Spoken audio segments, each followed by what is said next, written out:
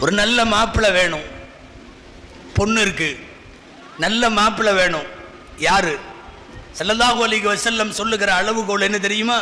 மன் தர்தவுன தீனஹு வ குலுகஹு.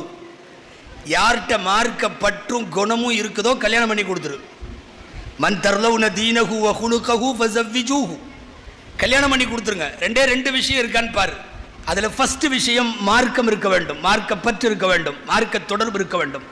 ரெண்டாவது நற்குணம் இருக்க வேண்டும். கல்யாணம் பண்ணி கொடுத்துரு.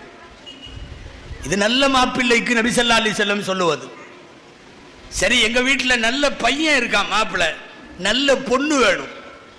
ஸல்லல்லாஹு அலைஹி வஸல்லம் அங்கேயும் அதே அளவுகோல். நீங்கள் எல்லாம் அடிக்கடி நானும் நீங்களும் கல்யாண சபைகளில் கேட்கிற ஹதீஸ் அது. ஃபதுஃபர் பிதாத்தி தீன், மார்க்கம் உள்ளவளை மணந்துகொள். அழகு, அந்தஸ்து, பாரம்பரியம், குடும்ப பெருமை, என்னென்னவோ காரணங்களுக்காக அவள் மணமுடிக்கப்படலாம். நீ கல்யாணம் பண்ண வேண்டியது ஃபதுஃபர் பிதாத்தி தீன். ஒரு மாப்பிள்ளை தேர்வின் போது தீன் வேண்டுமாம், ஒரு பெண் தேர்வின் போது தீன் வேண்டுமாம். மாப்பிள்ளை வயதிலே தீனோடு இருக்க வேண்டுமானால் அது முன்னால் இருந்தே அது உருவாக்கப்பட வேண்டும். எனவே தான் இந்த தலைமுறைக்கு நீங்கள் எதை தருவதை விடவும் தீனை தர வேண்டிய பொறுப்பு இருக்கிறது.